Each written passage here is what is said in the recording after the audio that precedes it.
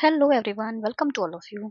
सो as usual आज की class भी हमारी इंपॉर्टेंट रहने वाली है। ये हमारा स्टार्ट जो टायर वन है उसके लिए। देखो इसमें ना हमने पहले एनईपी की दो क्लासेस ली हैं मैंने, जिसमें वन लाइनर फॉर्मेट में हमने डिस्कस किया। लेकिन ना कुछ मतलब ये डाउट आ रहे थे जो डोमेन नॉलेज वाले जैसे क्वेश्चन हैं या केस स्टडी वाले हैं, ये कहाँ से कैसे बनेंगे। ये मैंने तुम्हें वैसे पहले भी बताया था वीडियो में कि जो टीचिंग एप्टीट्यूड अगर उसको आप अपना अच्छा कर लोगे ना, तो काफी चीजें तो उसी में से सोल्व हो जाती हैं। बट फिर भी ये सिर्फ एक डेमो क्लास है कि कैसे रिलेटेड कैसे क्वेश्चन आएंगे। जो मैंने पीवाईक्यू से लिए हैं, कुछ कुछ मतलब मेथड्स जो मैंने नोट कर रखे हैं उसमें से क्वेश्चन बनाए हैं। और इसके लिए आपका एक ये है कि मेथड जो है ना, मेथड वाला टॉपिक आपका 100% होना चाहिए अच्छे से। कौन से मेथड में क्या यूज होता है, डेमोन्स्ट्रेशन में क्या होता है, लेक्चर में क्या होता है, एक्सपीरियंशियल एक्टिविटी होती है उसमें क्या करवाते हैं, फील्ड ट्रिप है उसमें क्या करवाते हैं। तो जितना आपका ये चीजें अच्छी होंगी ना, उतना ही आप इनमें अच्छी पकड़ बना पाओगे और अच्छे से टैकल कर पाओगे क्वेश्चन को। तो ज्यादा टाइम ना वेस्ट करते हुए अपने क्वेश्चन स्टार्ट कर देते हैं। बस ये वीडियो एक डेमो आपके लिए यही है कि आपको पता चल जाए किस टाइप के क्वेश्चन आएंगे। अगर आपको थोड़ा बेनिफिट मिलता है इससे तो हम इसके आगे भी डिस्कस कर लेंगे। लेकिन एक बार थोड़ा सा देख लेते हैं कि किस टाइप के कौन से कंसेप्ट से कैसे क्वेश्चन बनते हैं। तो जो फर्स्ट क्वेश्चन है अपना, experiential activity learning approach is also called. मतलब इसको क्या कहते हैं, learning through observation, learning through doing, learning through imitation या लर्निंग थ्रू इंस्ट्रक्शन। अब एक्सपेरिमेंशियल है ना, इससे आपको नाम से ही समझ में आ रहा होगा मतलब क्या होगा, हो रहा होगा एक्सपेरिमेंट। एक्सपेरिमेंट कब होता है, जब कोई करता है। ऑब्वियस सी बात है, जब कोई काम करता है तब होता है। तो ऑब्जर्वेशन मतलब देखना, इससे तो नहीं हो रहा होगा। डूइंग मतलब करना, इमिटेशन मतलब नकल करना, और इंस्ट्रक्शन मतलब जैसे ऑर्डर देना, किसी को इंस्ट्रक्ट करना कि ये चीज करो, अब ये उठाओ, अब ये उठाओ। तो इसका आंसर क्या होगा, सेकंड होगा। कि जब हम अपने खुद से काम करके देखते हैं ना, उस चीज को एक्सपीरियंशियल लर्निंग कहते हैं। जब हमारी जो इसका जो एक्सप्लेनेशन है वो भी एक बार पढ़ लेते हैं हम। Emphasis the this learning emphasis the importance of practical experience in the learning process. मतलब प्रैक्टिकल मतलब जब करके देखना, खुद से करके देखना, वो चीजें होती हैं। It is based on the idea that individual learn best through hands on experience. मतलब जब वो खुद से अपने हाथ से कोई चीज करते हैं ना, तब उनको ज्यादा समझ में आता है, रिफ्लेक्ट करते हैं चीजों को और एक्टिव एक्सपेरिमेंटेशन करते हैं। This approach is rooted in the belief that learning is a continuous cycle of experience, reflection, conceptualization, and experimentation known as Kolb experiential learning cycle। तो ना ये आपको ध्यान रखना है एक बार। जो ये साइकिल है वो, इसको कोल्ब एक्सपीरियंशियल लर्निंग साइकिल कहते हैं। और देखो इनमें इसमें चार स्टेप है मेन। एक कंक्रीट एक्सपीरियंस है, ये अगर आपने मैक्सिमम किए होंगे ना, जो कि पार्ट है अपना टीचिंग एप्टीट्यूड का, उसमें है कि हम कंक्रीट से एब्स्ट्रैक्ट की तरफ जाएंगे, मूर्त से अमूर्त की तरफ जाएंगे। देखो मेरा ना हिंदी में थोड़ा सा ये रहता है कम, मेरे को वर्ड्स की वो है, जितना मुझे पता होगा ना उतना मैं बताती चलूंगी। कंक्रीट एक्सपीरियंस मतलब डूइंग, कोई चीज हमने हाथ में हमारे पास है उससे करके देखेंगे, फिर रिफ्लेक्ट करेंगे जो हमारी ऑब्जर्वेशन आई है, रिव्यूइंग इसको देख के, फिर उसका कंसेप्चुअलाइजेशन करेंगे, कंक्लूड करेंगे किस चीज से हमने क्या समझा। और एक्टिव एक्सपेरिमेंटेशन करेंगे, मतलब हमारी planning, trying out what you have learn. आप देखने की कोशिश करो कि आपने क्या सीखा है। तो ये चार प्रोसेस है इसका, इसके कोल्ब एक्सपीरियंशियल लर्निंग साइकिल के। वैसे तो इतना डिटेल में नहीं आएगा, अगर आएगा ना तो ये एक्सपेरियंशियल लर्निंग से ही आएगा। पर आपको ये चीजें जो हो रही है ना, जो एक्स्ट्रा में है वो भी याद रखनी है। छोटा सा तो नाम ही तो है कि ये लर्निंग साइकिल है किसका, तो ये तो याद रख ही सकते हो। तो ये चार प्रोसेस है। पहले कंक्रीट एक्सपीरियंस करेंगे हम, रिफ्लेक्टिव ऑब्जर्वेशन करेंगे, एब्स्ट्रैक्ट कंसेप्चुअलाइजेशन करेंगे, और उसके बाद एक्टिव एक्सपेरिमेंटेशन करेंगे। ये एक्सपीरियंशियल एक्टिविटी में आपने ध्यान रखना है। और एक्सपीरियंशियल एक्टिविटी होती क्या, जब हम करके देखते हैं, learning by doing, hands on experience करते हैं, उसको बोलते हैं। सेकंड क्वेश्चन देख, ऐसे इस टाइप के ही आएंगे आपके डोमेन नॉलेज के क्वेश्चन है उसमें। सीधा ये नहीं है कि पेडागोजी के पूरे जैसे 20 क्वेश्चन आ रहे हैं ना तो सारे सब्जेक्ट में से उठा के दे दिए, ऐसा नहीं होगा। देखो उसमें एनईपी भी इंक्लूड होगी, थोड़े बहुत एनईपी से रिलेट करके क्वेश्चन पूछ लिए, थोड़े आपके सब्जेक्ट से पूछ लिए, कुछ ऐसे होंगे जो पेडागोजी के पूछ लिए डायरेक्ट।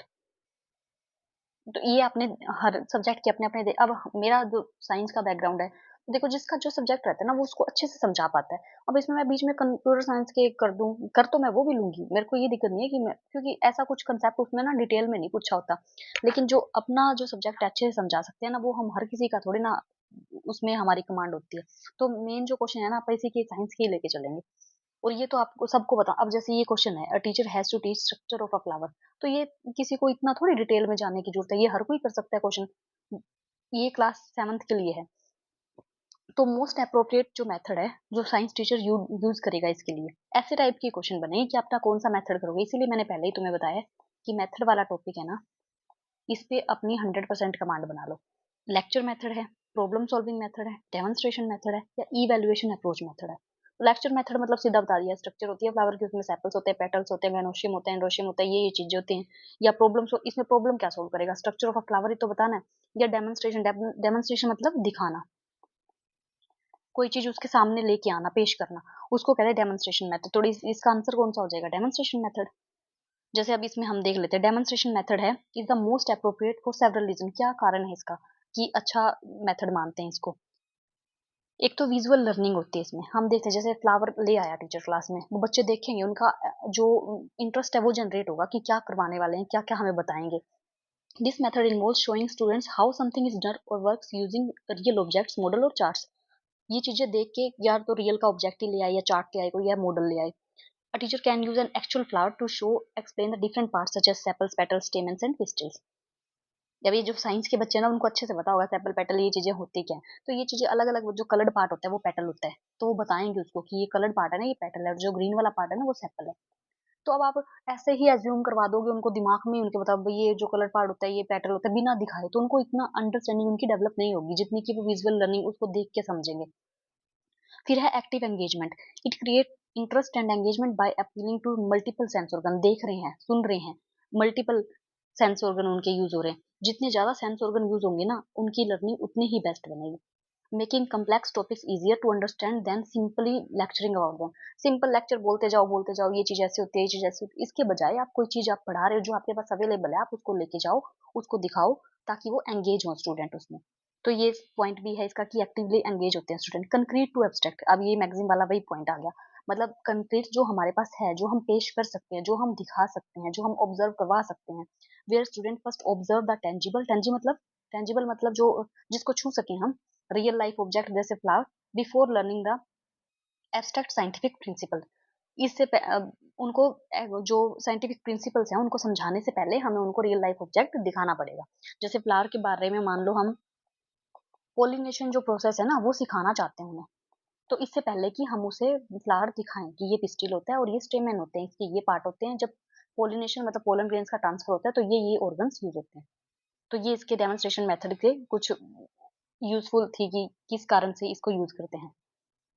उसके बाद आ गया अपना एनईपी, जो कि आपने बिल्कुल अच्छे से करना है। आप अगर वन लाइनर फॉर्मेट देख रहे हो, देखो उसकी एक लास्ट वीडियो हो रहेगी, ठीक है, उसमें मैं सारा ही कवर कर दूंगी उसका।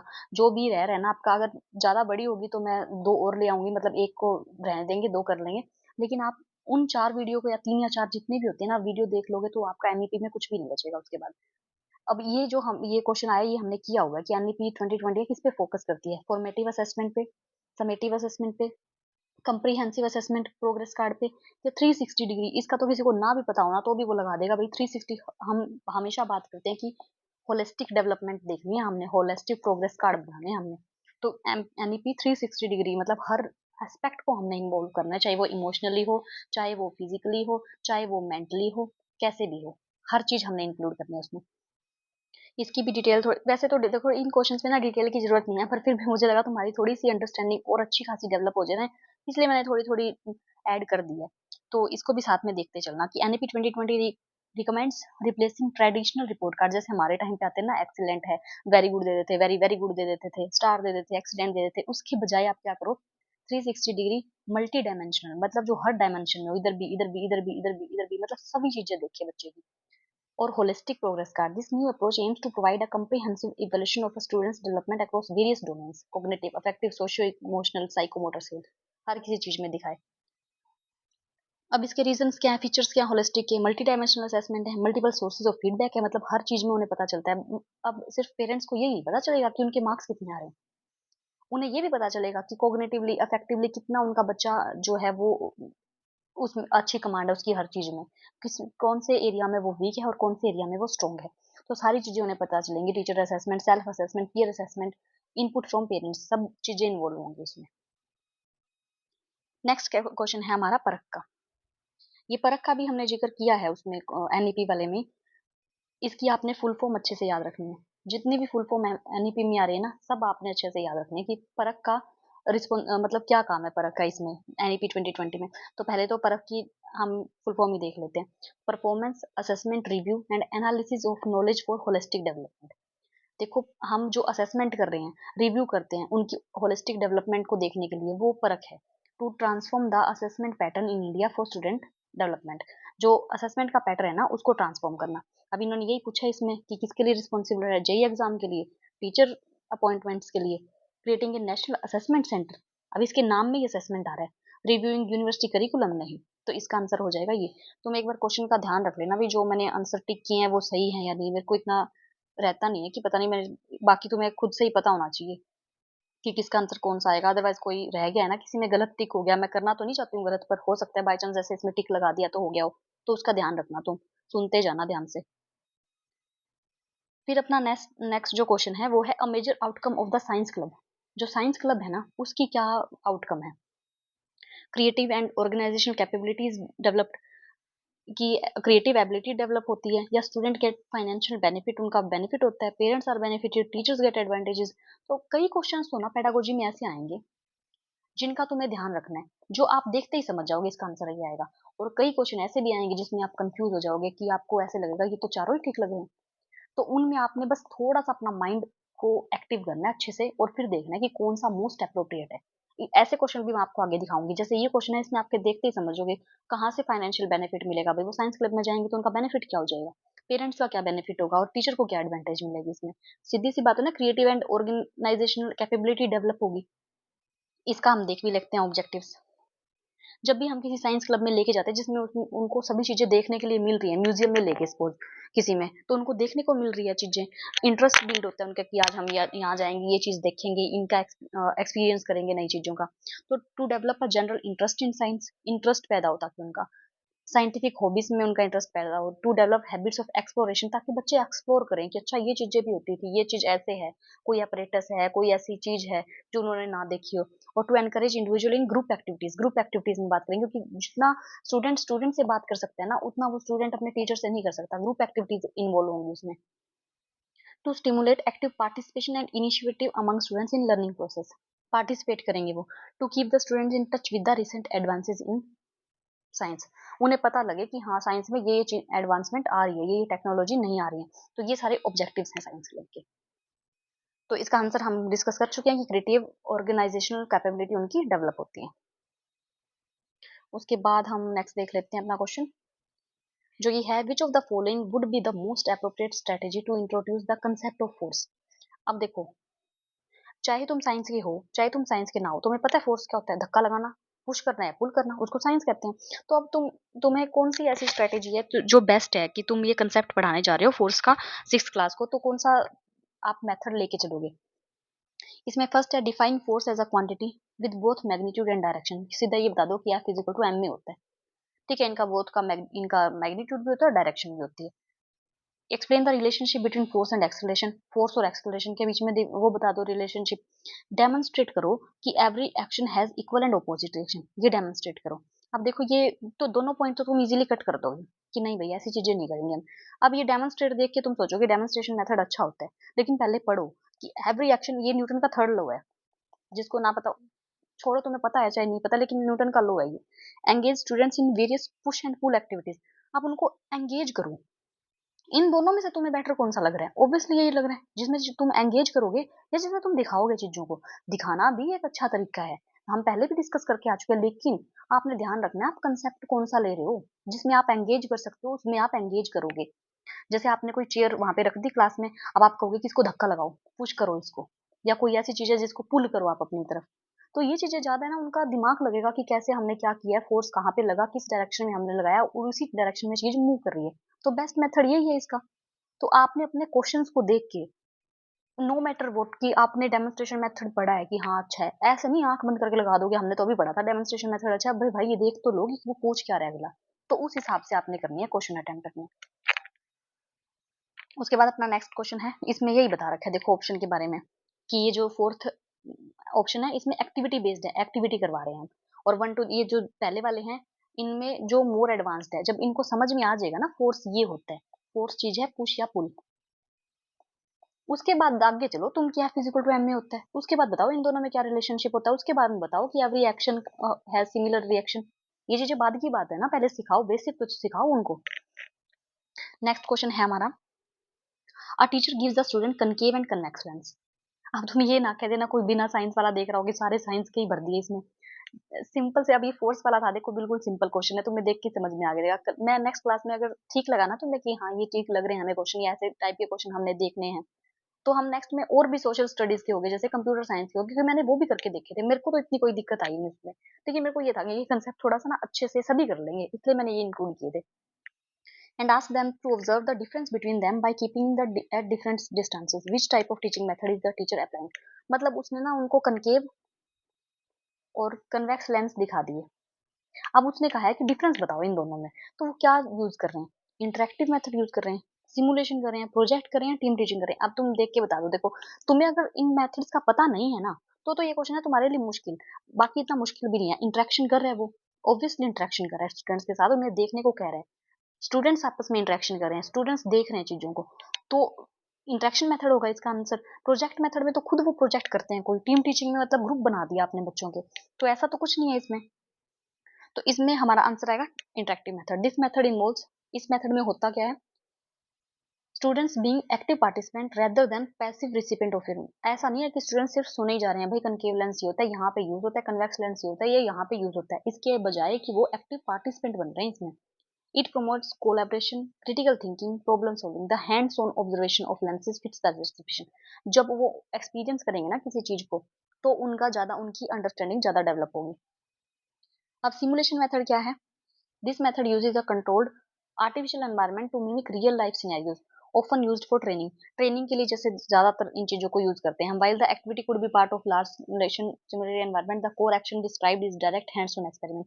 इसमें भी ये हम किसी चीज की ट्रेनिंग देते हैं ना, जैसे किसी चीज को आप मतलब मान लो स्विमिंग करने सिखा रहे हो, उन उस टाइप में ये चीजें सिमुलेशन मेथड यूज होते हैं। जैसे प्रोजेक्ट मेथड है, ये आपको पता ही होगा, स्कूल में काफी बार आपको मिला होगा कि इस चीज पे प्रोजेक्ट बना के लाना है, जिसमें स्टूडेंट प्लानिंग करते हैं, एग्जीक्यूट करते हैं कि हमने इस प्रॉब्लम से हम कैसे डील कर सकते हैं। टीम टीचिंग का, जैसे कोई डिबेट हो रहा है या कोई क्विज हो रही है, ये टीम टीचिंग उसमें आती है कि आपने चार चार बच्चों के ग्रुप बना दिए और फिर आपको आपने कहा है कि आपने इस टॉपिक पे डिस्कशन करनी है, आपने इस टॉपिक पे डिस्कशन करनी है, ग्रुप ऑफ स्टूडेंट्स में होगी। तो इसका आंसर हमारा क्या हो जाएगा, इंटरेक्टिव मेथड। नेक्स्ट जो क्वेश्चन है वो है, which of the following aligns the most with the inquiry based approach. आप अब आपने जो इंक्वायरी बेस्ड अप्रोच है ना, इसको देखना है कि ये कौन सी स्टेटमेंट में फिट बैठ रही है।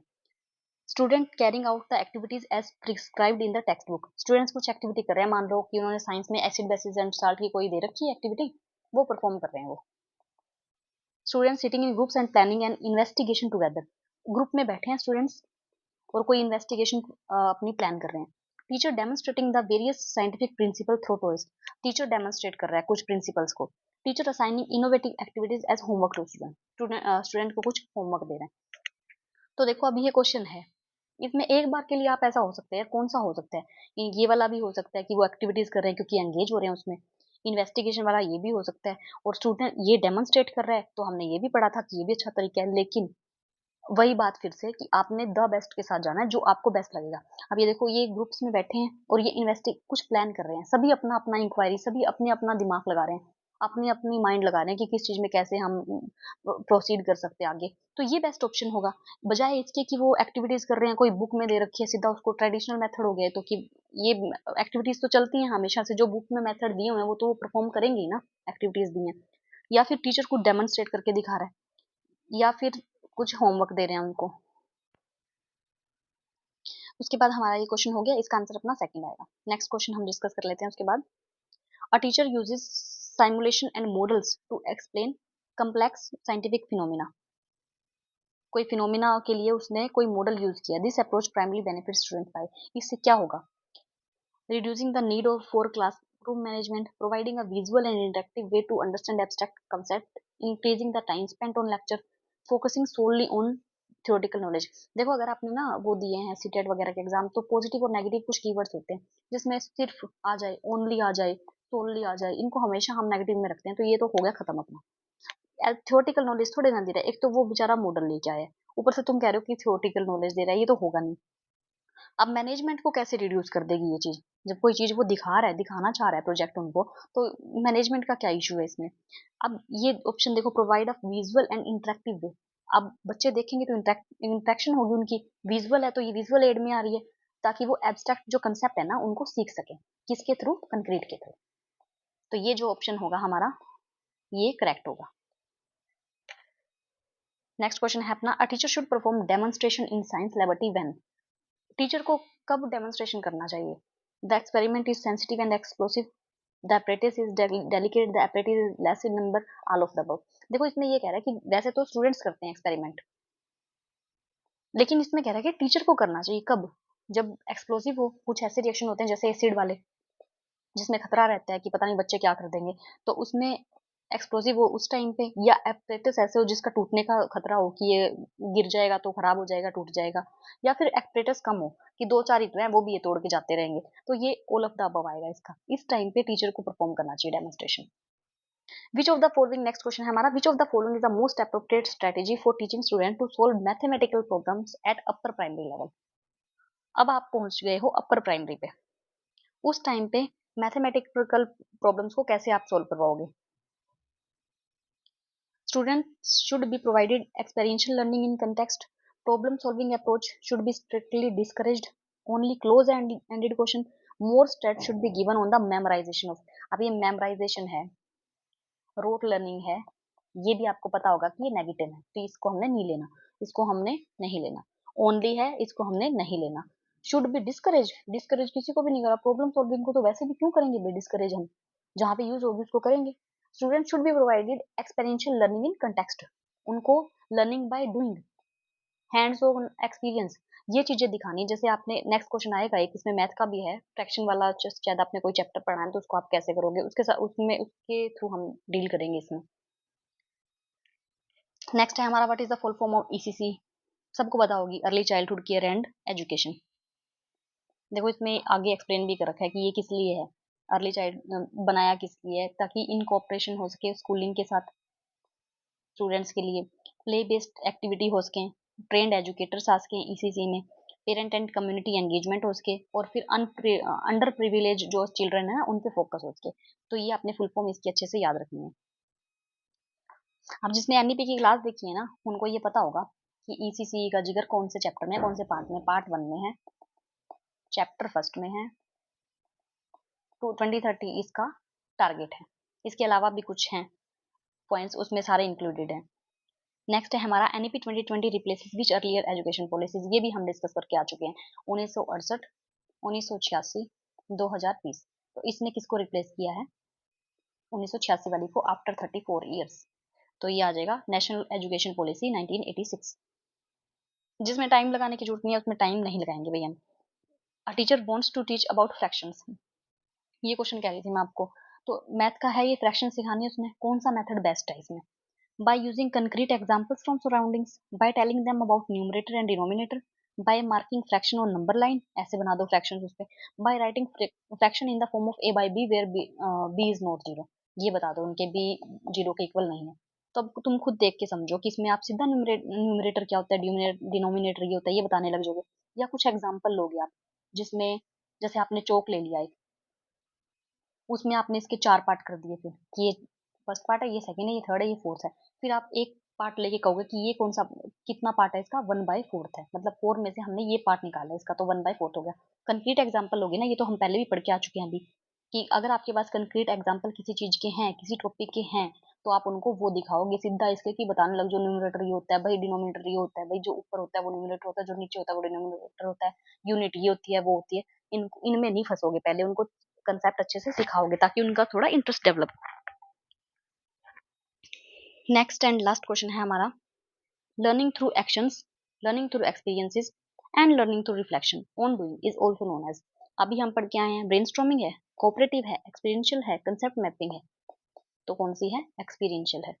ये ब्रेनस्टॉर्मिंग कई बार आ जाता है वर्ड, तो इसको भी एक बार देख लेते हैं हम। Brainstorming is a group activity technique, इसमें ग्रुप एक्टिविटी होती है। इनके फादर का भी पूछते हैं शायद, ओसबोर्न है मेरे, जहां तक मुझे ध्यान है, बाकी मैं कंफर्म कर दूंगा कि थोड़ा बहुत इधर उधर हो जाए तो ऐसे मत करने लगे, ये तो गलत बता दिया, तो वो बता दिया, ये एकदम से ध्यान में आ गया ना मेरे, तो मैंने बता दिया तुम्हें। हाँ, मेरे को पक्का नहीं है कि कंफ्यूज हो जाती हूँ कई बार। मैं भी साइंटिस्ट में इतने सारे हैं, क्योंकि एक तो ये प्ले वे मेथड हो गए, किंडरगार्टन मेथड हो गए, इनके हमने सबके पढ़ने होते हैं कि इसका कौन है, इसका कौन है। तो एक बार देख लेना तुम भी, कंफर्म थोड़ा बहुत एफर्ट तुम भी कर लिया करो। It is design to generate loads of ideas for solution of a problem. इसमें क्या होता है, ग्रुप एक्टिविटी होती है। हर कोई अपने अपने आइडिया देता है, जिसके माइंड में जो चल रहा है ना वही बता देता है। तो ब्रेन स्टॉर्मिंग होती है इसमें। ब्रेन में जो भी चीजें आ रही है ना, आपके ओपनली सबके सामने बोल रहे हो आप। The underlying principle is that greater the number of ideas generated, the possibility that a quality solution will be found. जितने ज्यादा आइडियाज मिलेंगे ना, जैसे कई बार हम स्कूल में भी ऐसे कर देते हैं क्लास में कि अच्छा ये बताओ, ये चैप्टर है ना, इसमें हम कैसे करें इसको। तो बच्चे अपने अपने आइडियाज बताएंगे, जो हमें बेस्ट लगेगा ना उसको हम पिक कर लेंगे। Brain storming is a commonly use tool by academic researcher and business term. ये बिजनेस टर्म वगैरह में एकेडमिक रिसर्च में करते हैं, ताकि हमें पता चले किसके। अब ये नहीं पता, हम ऐसे नहीं डिसाइड कर सकते कि इसको तो क्या ही पता होगा इसके बारे में। भाई सबका माइंड ना अपनी अलग तरीके से काम करता है, तो यू नेवर नो कि कौन आपको क्या चीज सिखा दे। तो किसी को इसीलिए कहते हैं किसी को हल्के में नहीं लेना चाहिए इसको, तो ये तो क्या ही बता देगा। सबका दिमाग काम करता है। तो ये हमारे 15 क्वेश्चन थे जो हमने डिस्कस किए हैं। इसी टाइप के क्वेश्चन आएंगे, आपको घबराने की इसमें जरूरत नहीं है कि में पहले बस आपका यही है कि एक बार टीचिंग एप्टीट्यूड है ना, वो अपना बिल्कुल अच्छे से कर लो तुम। मेथड्स आ रहे हैं, एड्स आ रहे हैं, जो भी आ रहे हैं, मेथड्स वाला तो कंफर्म है, पेडागोजी में तो मेथड से ही क्वेश्चन बनेगा। मैक्सिम से बन जाएगा, ये आपको पता होना चाहिए। जो क्लास का सेटअप है उसके बारे में आपको पता होना चाहिए। तो ये आपका सिलेबस अगर कंप्लीट नहीं है ना, तो तुम्हारे नंबर कटेंगे इसमें, फिर तो आपके पास कोई सोल्यूशन नहीं है। बस आपका ये चीजें अच्छे से कवर होनी चाहिए। इसके बाद अगर तुम्हें लग रहा है थोड़ा बेनिफिशियल लगेगा, तो फिर हम उसके बाद और क्लासेस की कर लेंगे, उससे पहले कि तुम्हारा सिलेबस अपना कंप्लीट हो जाए। Thank you, take care, bye bye.